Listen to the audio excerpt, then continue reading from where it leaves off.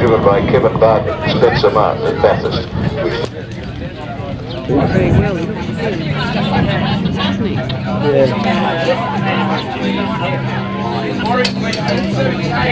Because I thought it was his car that went out on the track, that it was a cleaner one than his. Ladies and gentlemen, the event patron, would you please welcome Stormin Norman Beechey. Here he is. Out here on the platform. He's actually drove his latest acquisition up, his 6.2 and the Monaro and all those other magnificent machines. Great KB, Kevin Bartlett. Where are you, Kevin? He'll remember some of those champions of Kevin Bartlett. So Kevin is, here he comes, very slowly. That's the shot. He looks like, give him a hand there, he's back. Again, he's motor racing career driving a Morris Minor and Black Jack. But he's got a bit grey now, we could call him Grey Jack. Sir Jack Brabham! Yes.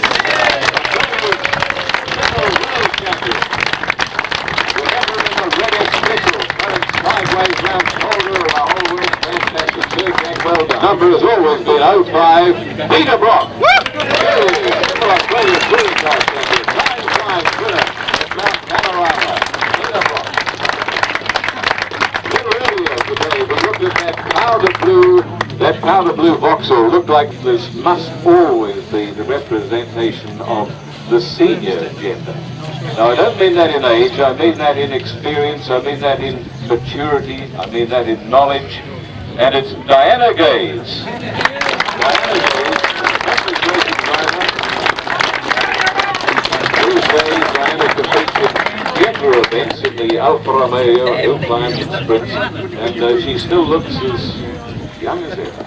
Now, I talked to this fellow a little earlier, and he's a pretty famous fella. He started his motor racing before the war, and you say, which war? The Second World War, well, about 1938, 1939, and then the war intervened, and he had quite a distinguished career with the RAF, and after the war, drove internationally and here in Australia. Tony Gaze.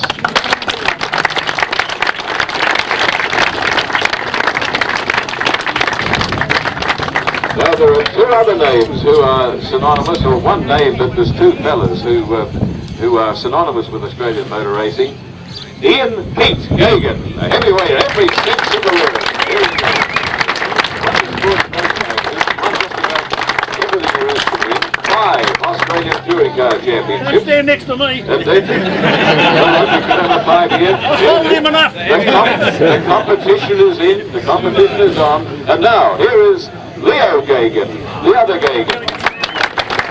Driving champion 1970 in the local package. Where is he? He's gone. Harvey!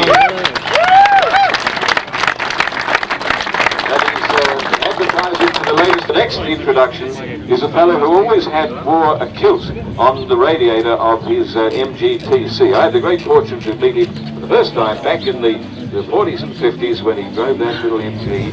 His name, oh, by the way, what he does now is tell everybody in the historic circuit whether they can race their car or not. His name, Graham Wainville. There he is. Now, he came up today driving his saloon car with 2 racing cars on the back of it, and his wife driving his TC out in the cold behind him.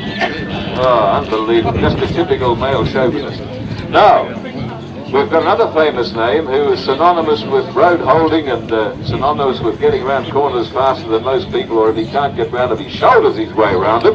From humble beginnings in Brunswick, the same way as Norm, it's none other than Bob Jane.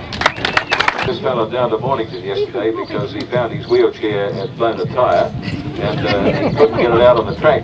But this fellow began his career in 1938 in between mixing pasta and making ossobuco, and he thought he had to get out, and he stirred it up. He competed as a riding mechanic in a 200-mile race in Albury, the great, one and only, Lou Molina!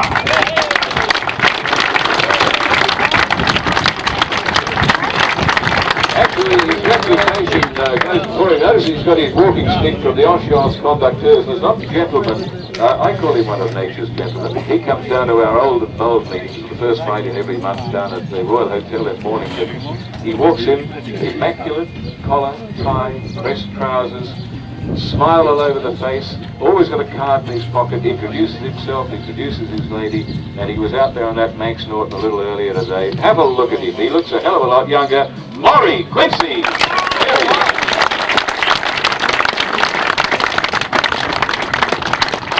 And there was another bike out there. This guy is a fair dinkum Aussie, although he was born in England. Began racing on a Beechey Bantam in 1957. Went overseas and managed to acquire a 125 Ducati on the drip feed, and the rest of it, as they say, is history. Ladies and gentlemen, would you welcome Barry Smith?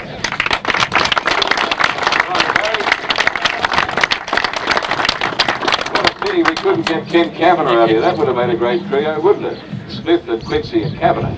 Now, the next name also. Gee, all these fellas are synonymous with motor racing. I wonder why.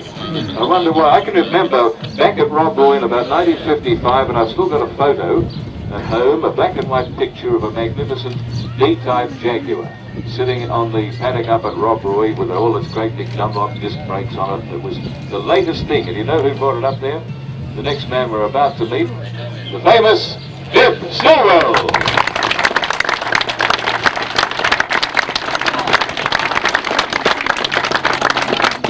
Well, there they are, ladies and gentlemen. I'm sure we can throw them open.